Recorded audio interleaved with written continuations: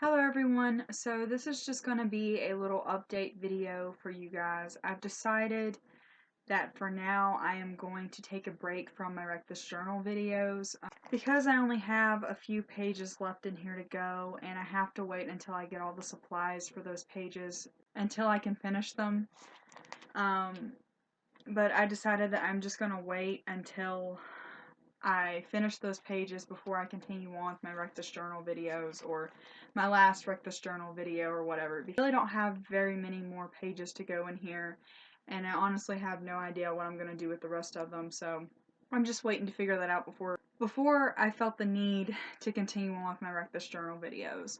But once I finish this thing fully and completely, I was thinking about making a look through Wreck This Journal video for you guys. You can just see all my pages after they've been completed and what the entire thing looks like all together. That's actually been a thing that I've been like the most excited about since I've gotten this thing, is just the look through video at the end. I'm really sad that it's almost over and that this book is almost completed. Like, it makes me happy and proud I've stuck to it for this long and that I've almost completed the entire thing, but it also makes me really sad because I've enjoyed working on this thing and playing with it and making these videos. No need for sad faces because I'm planning on getting another Wreck This Journal. Start fresh and do another one all over again because I had so much fun with this one that I decided that I wanted to do another one. So there is going to be another Wreck This Journal video series for you soon after this one is completed. But I thought I would tell you guys that in case you guys were wondering where my Wreck This Journal video is going to be this week. Because, yeah, I have a few creepy stories to tell you guys too. I don't know how many of you watch my like scary creepy videos whenever I upload them, but I had a scary experience happen to me this past week.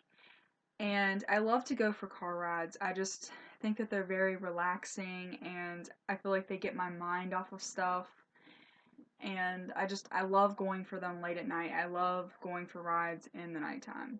I asked my dad if we could go for a car ride the other night, and I think it was this past Tuesday night, and it was a rainy, stormy, dark night. It was around like midnight or 1 in the morning, and there's this little area near my house. It's literally not too far from my house. It's like this big open field, and then on the other side of the road, it's just like this, like, bushy, like, flooded with weeds little area, and it's like literally it doesn't even take you that long to get from my house to that little area.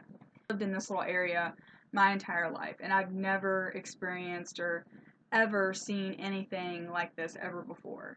This past Tuesday night when we went for a ride, we were driving past that little area. And my mom said that there was somebody standing on the side of the road, which I thought was really strange because number one, it was a stormy and rainy night. Number two, it was in like a little area that had a bunch of weeds and bushes around it where you could possibly get snake bit. And it was in the middle of the night. They were just standing there real still. They were barely moving. They were wearing all white with no flashlight, no anything to let you know that they were on the side of the road. So it was just strange to me that a person would be standing on the side of the road at midnight or 1 in the morning at a time like that, in an area like that. Like, it was just very strange to me. And my dad turned around and he said that he seen it too. And he said to him, it kind of looked like it had like a veil on its face, which would be very strange. Like, it doesn't make sense to me of why it would have a veil on its face. And it also kind of looked like it had like a gown or something like down below. He didn't really get a good look at it, but he said that it kind of looked like it was wearing like a gown or something like that. I turned around to see what it was. I just saw like a white figure of like somebody standing there all in white, but they were standing really, really still. And we just thought it was really strange, so we went not too far down the road and turned around, came back to see if it was still there. On the ride back up, we didn't see anything. There was no trace of that person anywhere. They were gone. Completely vanished. So I just thought that it was really creepy and really weird because it was really late and it just did not make sense as to why somebody would be standing on the side of the road like that. It did not make sense to me at all. It was kind of like a little paranormal experience. I see weird things all of the time. Just the fact that my parents actually seen it too makes it more real. Making it up in my mind, I'm not seeing things like they seen it too, so it makes it more real that it actually did happen and it actually was there and it wasn't just me who seen it. But it was really creepy. And then last night I was outside and it was really late. I don't know why. I'm just a night person. I'm a night owl. I always have been. I love the nighttime and I love doing things in the nighttime, especially in the summer, because I like to sit outside on my porch and just chill out there and watch the lightning bugs and everything. Last night, I was sitting outside petting my cat and reading my book. We're sitting there, and I just hear this weird noise. I mean, really, really weird noise. I have up in the holler from my house, like in this little dark wooded area that's like above my house.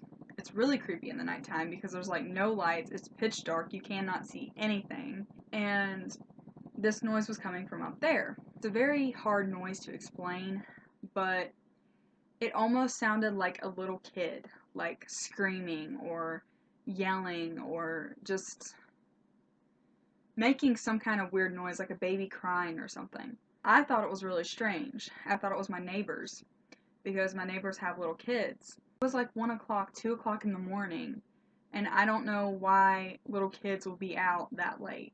I went into my house and I told my dad to come out there, and he stood there and he listened and he heard it, and he thought it sounded weird. It's very hard to describe, but it sounded almost like a little kid screaming or like a baby crying or something like that.